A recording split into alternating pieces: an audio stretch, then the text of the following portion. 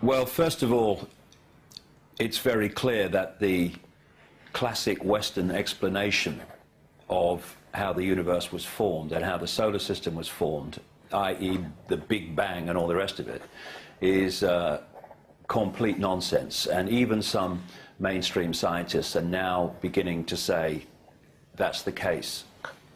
And I've written a lot in my latest book and talk about in my current presentations about the moon. And the classic mainstream scientific explanation of how the moon was formed, for instance, is ludicrous. It talks about the fact that a Mars-type planet hit the Earth when the Earth was forming, and a great chunk of the Earth broke away and became the moon, called the Wack theory. And what you find when you look at what are supposed to be mainstream scientific explanations, when you take it back, you find that actually it was someone's theory back here, which then through constant repetition becomes accepted fact here, when it's nothing more than a theory. There is nothing in that moon explanation that has any basis in fact or supporting evidence whatsoever. It's just a theory. And you find this right across the explanations for how the universe was formed and what the universe is. So essentially all the scientific paradigms are lies.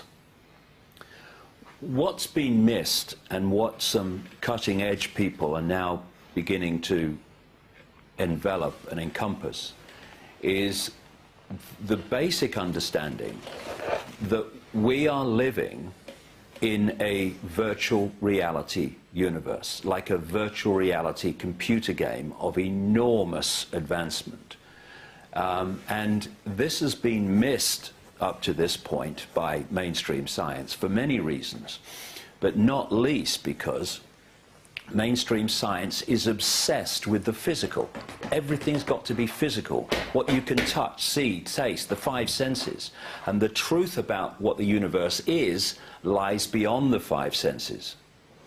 You quote Einstein, he believes reality is an illusion, also, although a persistent one. Yes, what Einstein said with those words, that this is an illusion, albeit a persistent one. Okay, so why is it persistent? That's the next question. And the reason it's persistent is because we are living in the equivalent of the wireless internet.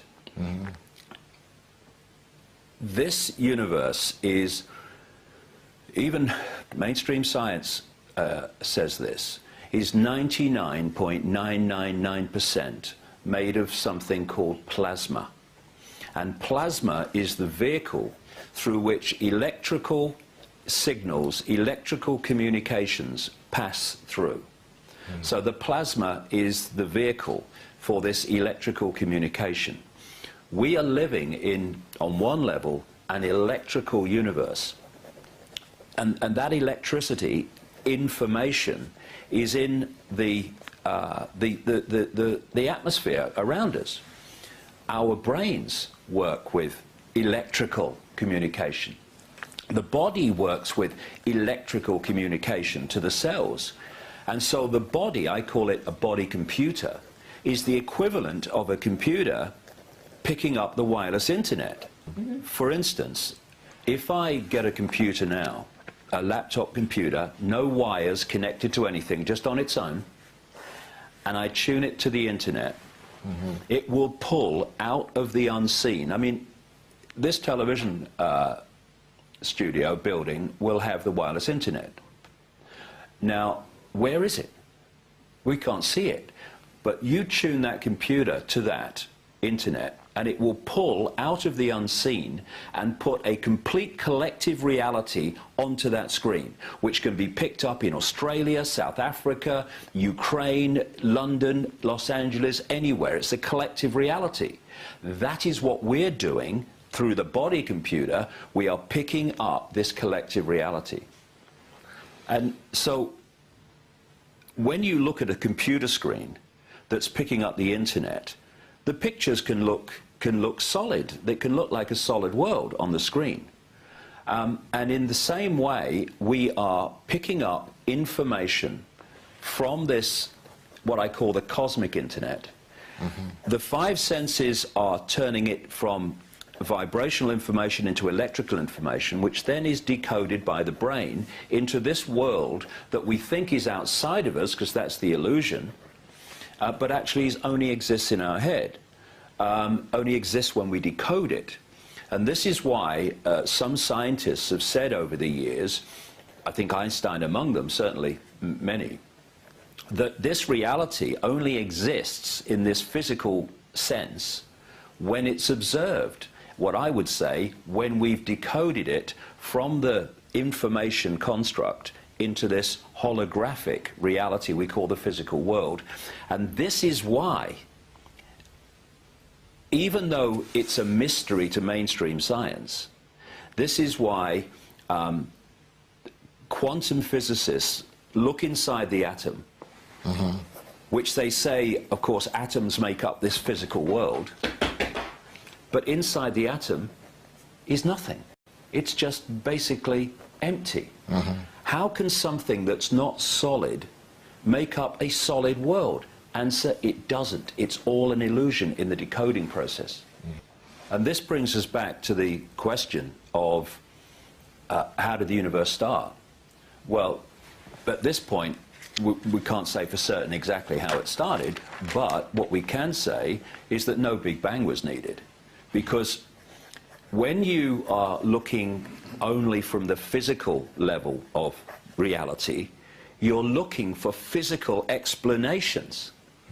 Well, when you're looking for an explanation of how the pictures appear on the computer screen, you're not looking for, if you like, a physical explanation. You're looking for an electrical data, software, information explanation. So this universe was created by some force of consciousness that inputted the basic information on which the whole thing is based.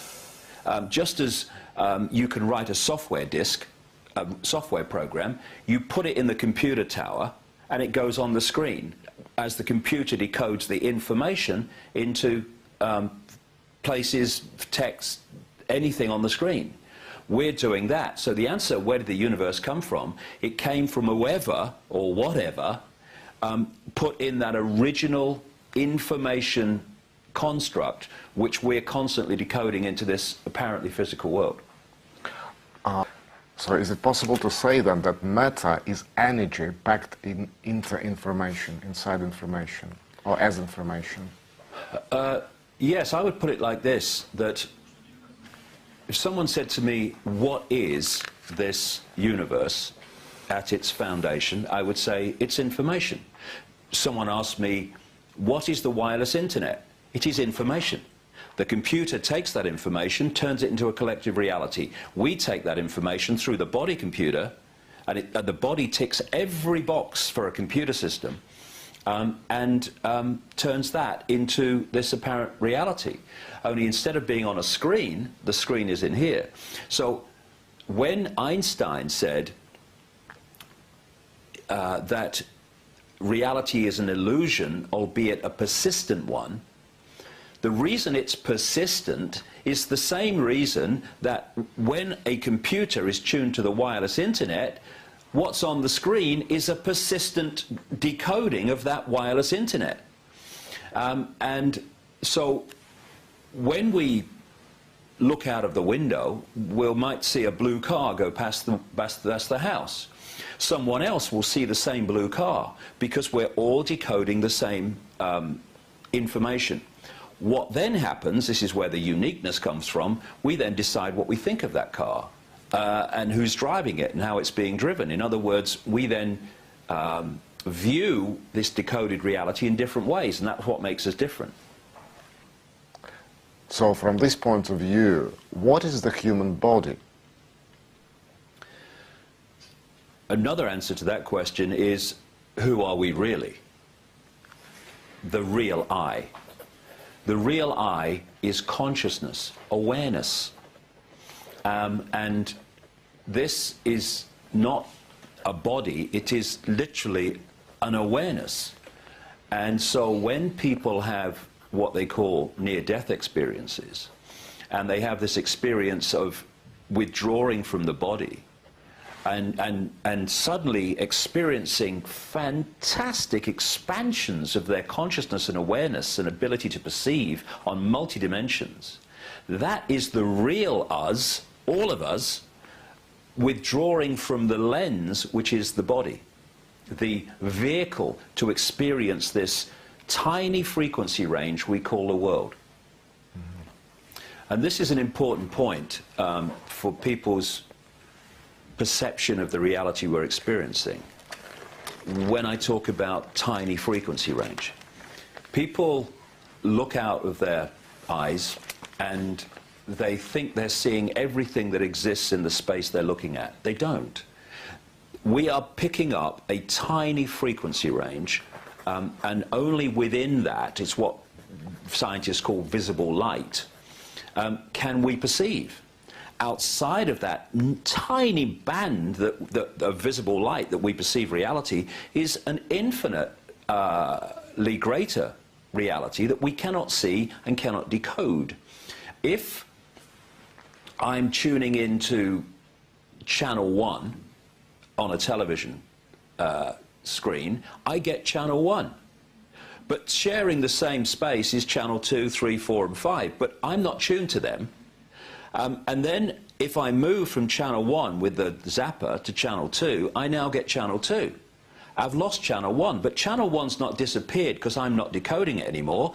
It's just still broadcasting, it still exists, but I'm not picking it up. And this reality we call the world is merely a narrow frequency band that this body computer is designed to pick up. And anything outside of that, it doesn't see. This is why people think that they're seeing everything when they look through their eyes. They're not. It's tiny, the band of frequency that we're seeing as the world. So we're seeing what we're tuned in to see, essentially. We are, and this explains many apparent unexplainable mysteries.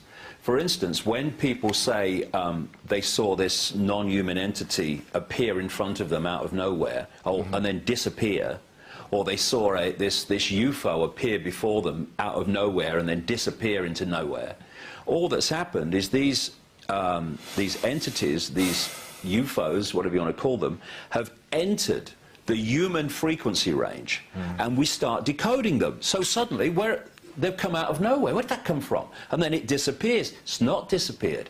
It's left the frequency range that we're decoding, therefore we don't see it anymore. That's what's happening. It's no mystery. And this brings us to something very, very significant, fundamentally significant for human society. And that is this. If I'm a computer programmer who understands how computers work, then I can program a computer to only read that information that I want it to read, and therefore put onto the screen as an experienced reality what I want it to put on the screen. In the same way, in China, the people cannot access vast swathes of the internet because it's firewalled off by the government, by the authorities. In the same way, if you understand how the body computer decodes reality, then you can implant programs, what we call beliefs and preconceived ideas, and you can get human beings to decode reality to suit what you want, which is control of the human race. And we see this in everyday society, where someone is born, their parents, not through malevolence, but because they've been programmed to see the world a certain way, they pass on that programming to their children. The children then go to school, and teachers who are just giving the children the curriculum, the information they're told to give them. They are programming in a reality to children through the whole period of the school, college, university system. Because people who've been through that pick up the same programming, people's friends, relatives, peers, they're all confirming that reality. The media is constantly bombarding people with that basic sense of reality. And so basically, of course, people in the great majority of numbers then see self and the world in those terms. And that's how people go from cradle to grave, actually living within a tiny band of possibility and perception, which makes them en masse much easier to control, and that's why it's done. So how do the very tiny few control the very many, 7 billion at this point? Yes, by manipulation of money and finance, and yes, in some cases, by imposition by men in uniform. But the whole foundation of human control by the few is the perception programming that is imposed upon the many throughout their lives. The programming of their perception is the absolute foundation of mass human control. And the basis of that programming is, I am little me, I have no power, what can I do? And when we believe that, we have no power. Not because we haven't got power, we have, but because we believe we haven't, and therefore we don't express it. And we just stand in line like sheep in a field. And that's why I'll never talk about the conspiracy in, if you like, the 5-sense world of banking conspiracies and political conspiracies and engineered wars without also talking about the nature of reality, because without understanding the nature of reality, you cannot understand the real basis of the conspiracy and how it actually controls en masse in the way that it does. Since we've started talking about the conspiracy, is it possible to say then that religions were also created as a means of manipulation of and programming of perception? So do religions bear any spirituality, or they don't bear any spirituality at all? This is a very, very important question. Yes, religions are a massive form of human control, in the past even more, but still today to a very, very large extent. And this is the reason. This infinite reality that we are part of has within it infinite possibility. That's what we are, infinite possibility, having an experience in this world at this time. Yeah. It's going to be revoiced. Oh, I got you, yeah. Oh, I got you. David. Yeah, okay. It's just started, the technical interference, cracking and cracking and cracking. When you reach the most important, an important point. I've been waiting till you start comparing the body to a space suit. The what? Space suit. The body to the base suit. Space Yeah, suit. yeah, because допрашивал, он так и не сказал, да. Because Radha says, you know, I've heard you mentioning that before, and it's really funny how you compare it. Yeah, that's what makes racism so stupid. So anything that takes us from that state of all possibility and brings us down into one possibility is going to diminish the scale and potential of who we are and what we can do. And what religions are, if you look at them, are what I have this phrase: if someone can tell me what they believe and they can give a name to it, they're in a prison.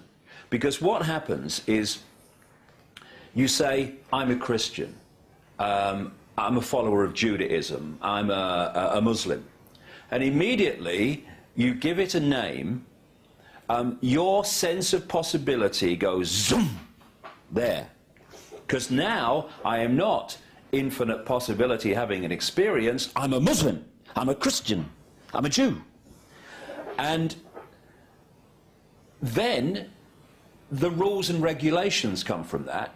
If you're going to be a Muslim or a Christian, this is what you have to conform to, this is what you have to believe, and suddenly, from infinite possibility, we're now in a tiny little box. This is what religions have done. This is what all rigid belief systems do. And so these belief systems, called religions, then start getting policed. Because if you're a Muslim, you can't believe that. You may have had this insight that, hey, I think things are like this. You can't have that insight, and you certainly can't express it, or you're not a Muslim, or you're not a Christian, or you're not a true Jew, or whatever. This is, or true Hindu. This is how it works. They become prisons. Prisons of the mind, prisons of the emotions, and prisons of perception. And so in answer to the question, can you express spirituality through religion? Well, yes, but it's not the religion. I've met many loving people who follow a religion. But in the same way, many other people who've followed religions have been responsible for some of the greatest mass slaughter in human history. So clearly it's not the religion, it's the person. As Martin Luther King said, it's not the color of your skin, it's the strength of your character. I would kind of change that slightly for this subject we're on now. It's not the name of your religion, it's not the nature of your religion, really. It's the nature of you that is expressing the spirituality through the religion. And it's the nature of you that is causing mass slaughter and control through your religion. It's not the religion, it's just the vehicle. It's you that is making that difference. So talking about human life then, if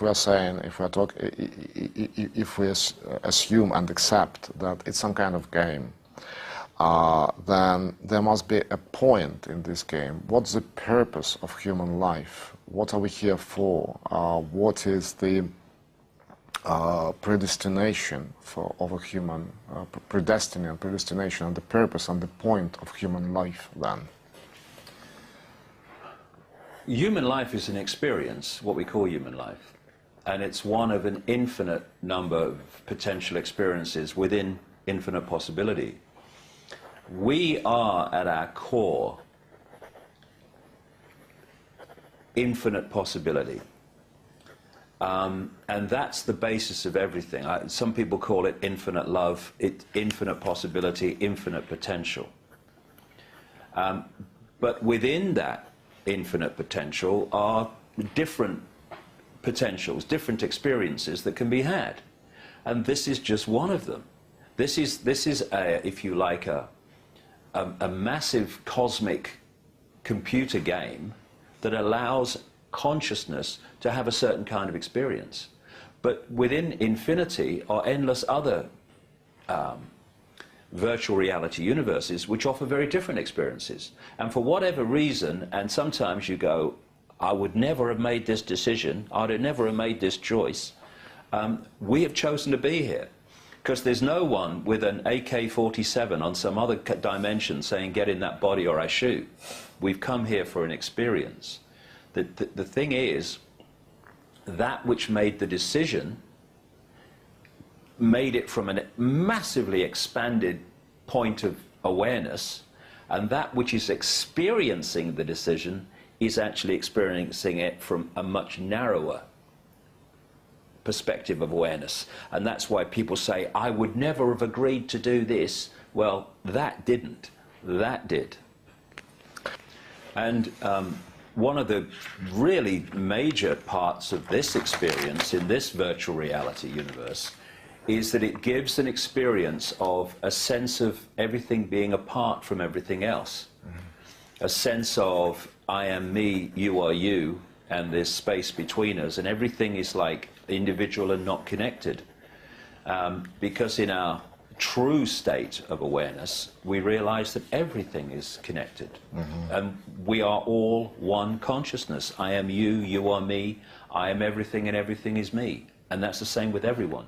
And once you lose that sense of connection, that sense of everything being an expression of everything else, then you start, and you get caught in the apartness perception. That's when division and conflict can start to break out. Us, them, domination over them, when they are you and you are they. But this reality at this time has lost that understanding of everything being connected. But we're starting to get it back.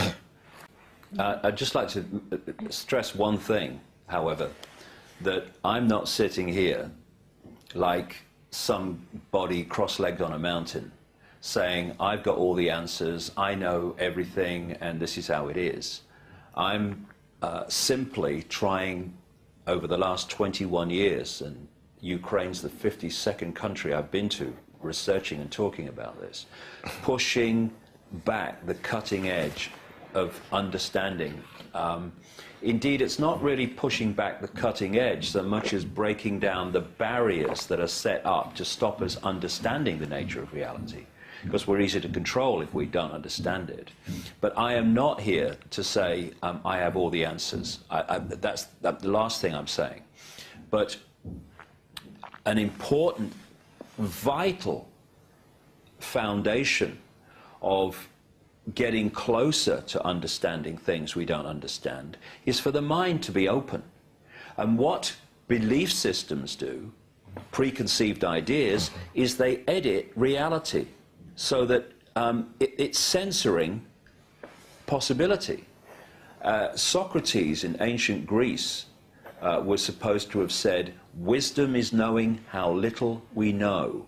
And when you hold that sense, then your mind is always open to other possibility without the door slamming shut. No, if that's true, then what I believed before must be wrong. I'm not accepting that. Go away. Instead, just flow with it. And it's amazing when you do that, how apparently impenetrable mysteries just become logical to you and so obvious. In my understanding, we come here for experience, and we should enjoy овладевать.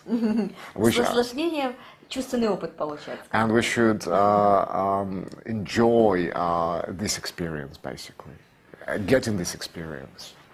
One of the sad consequences of having the nature of self and reality systematically suppressed is that life can become a race.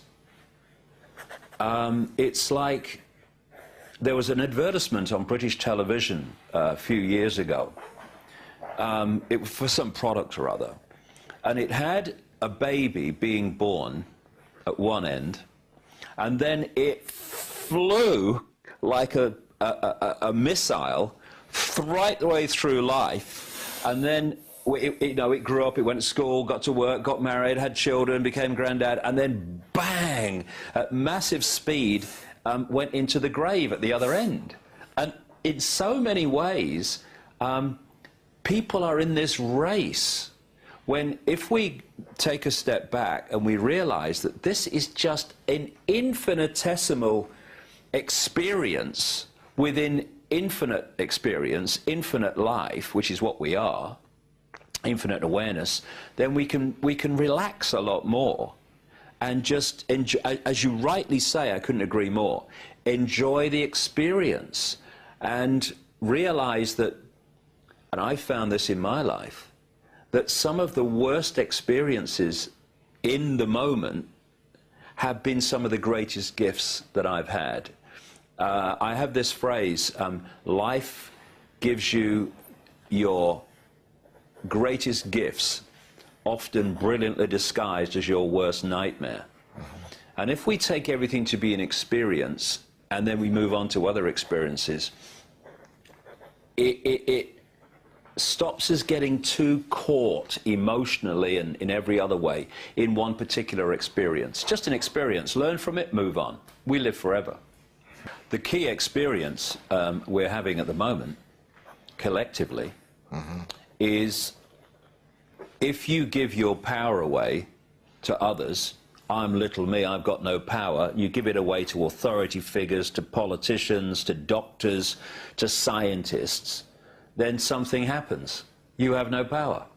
And you give the power to the few to dictate your life. And this is what's happened in every country in the world. The mass of the population gives its power away to authority figures of many and various kinds. The authorities then, the few, dictate to the many. The big lesson, I would suggest that we're having put in front of our face at this moment, humans collectively, is take your power back and you take control of your life back. Give it away, someone else gets that control. And this is the decision, the fork in the road that we're at now. Are we going to keep going, giving our power away to the few? In other words, in which case we're going to live in a global Orwellian fascist dictatorship within 10 years? Or are we going to take our power back, in which case that control system will fall? The key word for me is responsibility. Responsibility is the word that holds the key to whether we take our power back or whether we give it away. Humans have been programmed and encouraged to look for someone else to blame all the time. I'm in this state because of you, because of this, because of that. And what that's saying is, I'm not in control of my life. They are, he is, she is, that is, this circumstance is, I'm not. When you take your responsibility back and you say, okay, I'm going to take responsibility for the situation I'm in, that is saying, I have power to control my own life and my reality. Because I take responsibility for what's happened and happening. I can then take that responsibility and change what is happening because the power's here. And humanity tends to want to give power away to others, to politicians, to authority figures, because in a way it's their fault that I'm in this state. The few can only control the many because the many have allowed it to happen. We are responsible, and we need to take that responsibility if we're going to change it.